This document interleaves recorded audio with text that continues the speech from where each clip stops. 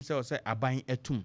ye no nso aye bibia ho no nti me ne opanyi etwetwe ho komo na yato so e de afri ho no Mr. Asiedu awie de meda wase ene obra wanya e de amayen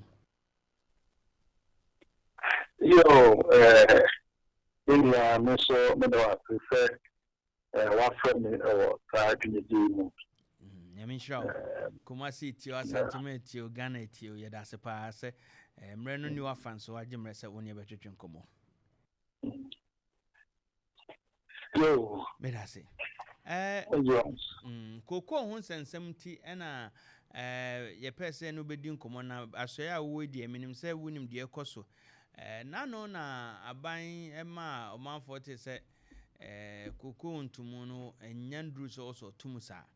ye no ena komra shebadwama donkuma no se da bi aban wontimi nkasa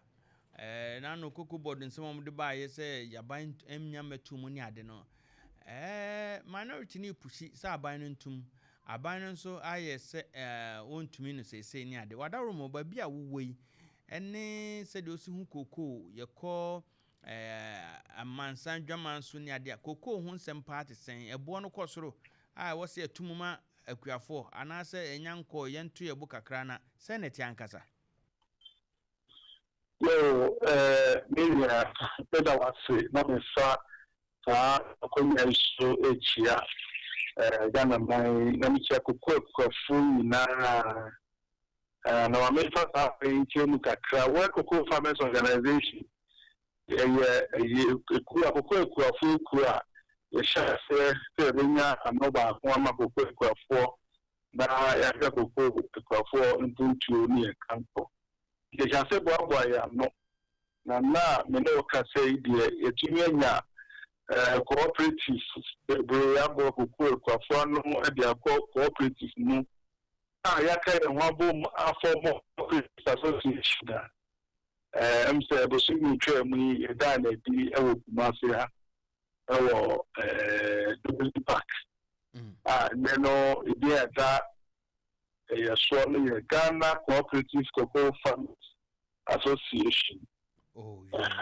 inti no na yedi mantimi jama na mewo he was a peculiar to run as administrator na before Cocoa ni so inti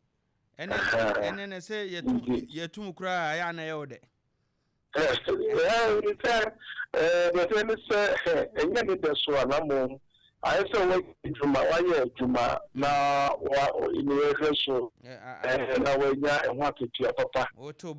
ni atwa so atwa so ayi we juma no a wo ye no na Cocoa ebontu no any idea the magenka se ne the Cocoa ni bia say e bon the console na the same thing say e car Cocoa di ebo e na adwuma nyi eno niema o hie nyina ebo e console e bia adecheni adesign niema ne bo e console into the bronu go fu the cost of production console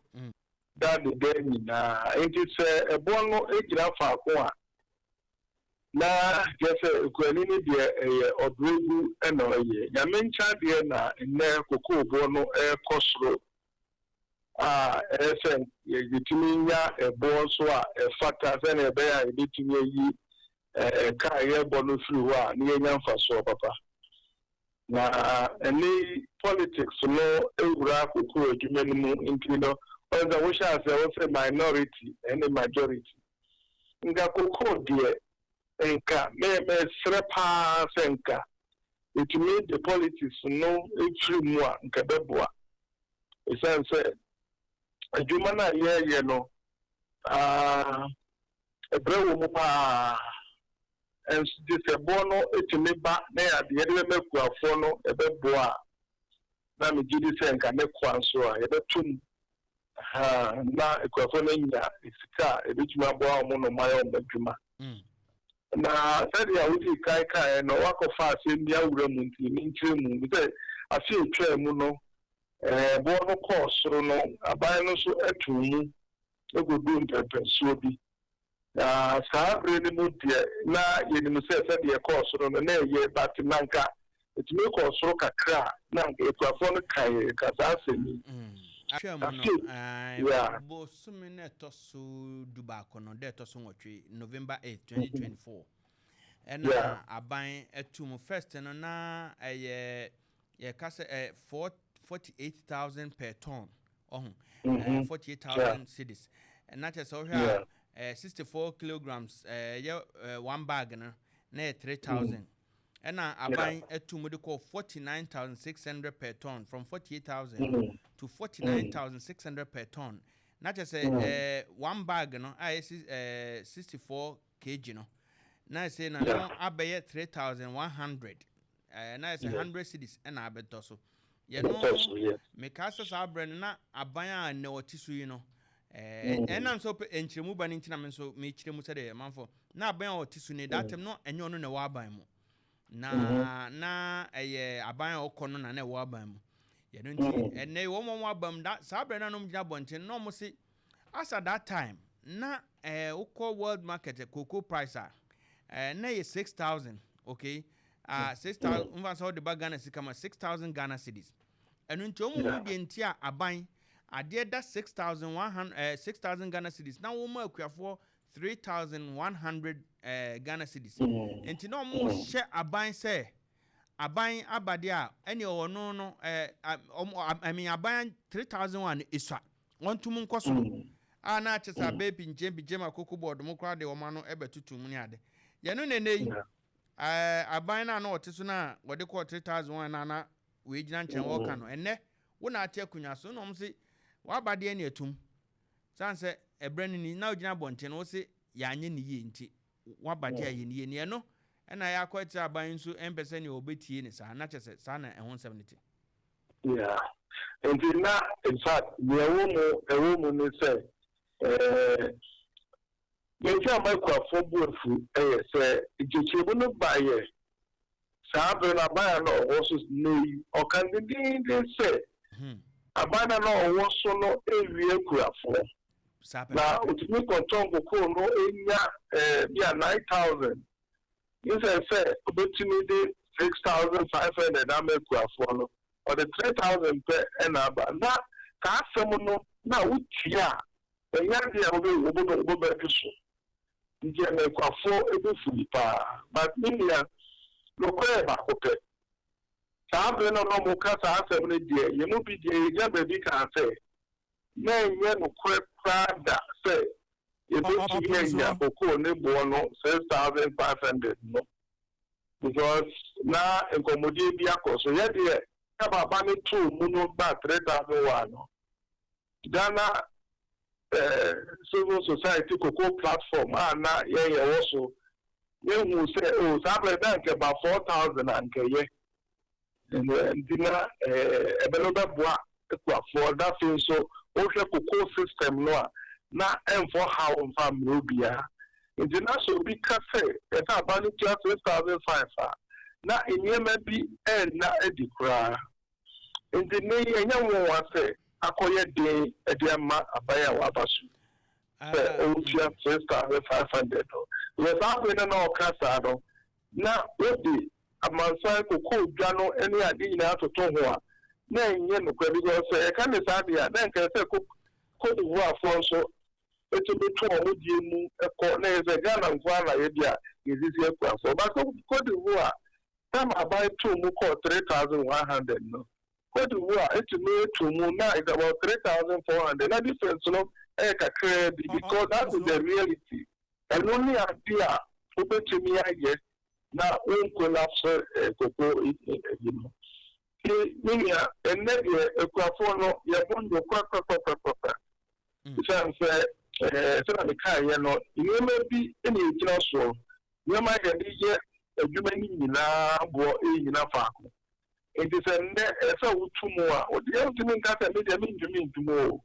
because when you must about kaya and until dia we be there tumu no and now we to ho krasa yi so but and they we the kasa o ye ntumi and na nyama ba kwa na mi and then and pass me the microphone in fact ebufu pa ba be she ko ekwafo mu enti yes minority no dey enti me president make minority majority enti afese oko no ekwafo no nyemba bi enkoyi ese Ghana koko ye Ghana ejapade bia ebe okwaya ye fa so ema koko no ayeye no ma me emfa entrone na that friend ni ade enwuramu sene be ya enfo hawo family kwafo no Mr. Secretary, me da wasa na ade ba ko a sade na kan minority majority ene sansensem na nka o se yitu nchen kura maybe ye bia o be kwa me no be di ye be kan no asem as at the time na aban wo abontia no wo ye was as wo incite farmers wo incite the public say aban no e wo ho kwan so wo tum de ko won so obi ti say wa wo nimde kra de na kra de wo susu say anka ebi kra enko 4,000 na 6,000 kra de because many cocoa board panyin ba ko ka say no ka say even the cost involved Ukoto koko no mode ko ne ekodu adwaman so no there's that cost untimi nka say ako 6,000 odwaman so a o say ko eko 6,000 wa ha yen hwa ade we de ntia na bia ne minority o mano abne mu ye ase wo ho yen ene wo no aba ene wo ye de na wo ye no yen fa ne say aban say ene ya da 3,100 per bag. Yeah. Empo se aban no tum anka wo tum mpo de akọ 4,000 a e wo musa wo tum de ba obi ti se me mfa ne se wo tum because wo gina bonte no kra na wo se e ho na nka wo se eden eda eko enti nkene na wa ba no wo pagya de kọto ho no ma wo tum nso nka wo tum o san se wo eno na wo gina bonte na wo ka se e ho na wo se eden eda empo wo kra de na se nke ma farmers base 6,500. Enti any idea no muka. But when who now say fanko 6,500 no. O buy na 3,001 na wo kasa enye no. Afa de so ntimi ntum dia. Ene amanfo ani bebros na chese wo ye trofo onka no kre. Eno ne ye ne na wan so dem be kasa abanka no kre. Gise minority enti na ma akobasa no. Yes. Ede bi ya ta na tie enti me ye be sre ekwafo no de ye na mu se no. The kid say, you politicians make you be clear. But no question say na a yampa. If you are meaning calculation be, and you may be almost sure no most of it, 6,500 and it dear. And somebody who will be Nanka, and the minimum yampo, who one bar, no one pay your could do, no, I make a follow. In your soul say, oh, you're better car, cried, you may carry no a big rule. But say, a Pata say, oh, to see at the embody to mean to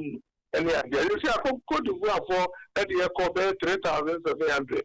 And I got a deal 3,100. A Cobasa almost smuggled the Cohono. And yeah, I need to say, Obia, I live there more. And yeah, it's a Quafono crowd intimacy and fanfare. Or more motor crowd, almost to take advantage of that. Now, almost your Quafono so a bear, a share so near Diano. Because in fact, I didn't know February, and yet the idea for the past 3 years back, no, with the code of one in Ghana, no, a bono, and a difference, no, entire case, tell a bear, and cofa, a very smuggling, no, any idea, nothing. You know, the channel, Cocoa, the politicians, no, you know, and one, that who are better now say, the bar about 6,500. Ebia enokra gira so my kwafu ya to ababum de amount now ba now to me ya ukudru be ka kire kwafu say wontu media ya the father bia ya tutu me sai na obetu Ghana fofo obetu amanyofofo atu akuafofo say ensem bi on man ni kwan say de amanyosem ebi ni koku ensem ya ugina bonti metu me kran kama tum kosoro dadaada obaye no ukra de nke entum kran ka abaye na no atam de akoto hanum na aka kire manfo se hananka wo se da enne amfa nto na nka da beto eno kra ntu mu no ba afa de na wo se enye no afa de honum ne da wo betu amanyofo sen wo betu akuafo sen Ghana fo ansem bi orman ne de politics enu tien ka no kran kire ho no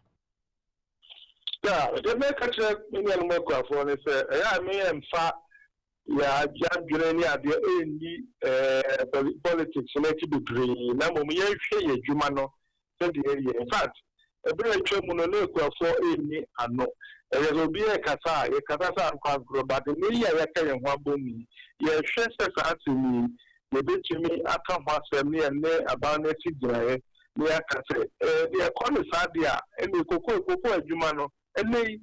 dwuma bebre na kutia ekwafo no. That I'm saying about Remu in Gray, maybe cry, no what in the nothing, yes, I also can cry. Coco, I ain't an idea bono. I ain't an idea, I had it. Take a phone, dear, remember my album will be free. Because Coco, no, I don't know, I have this happy. And I buy so ancient, not young politics, young men are thinking, not if he Coco, you may know, Coco, no. Eyo mega fadie ye di agora debi ye da che ebeyete nipa domo a eye koko no dwuma paso koko ekwafo ni dwuma bebre na boa koko eboa Ghana economy Ghana sikasem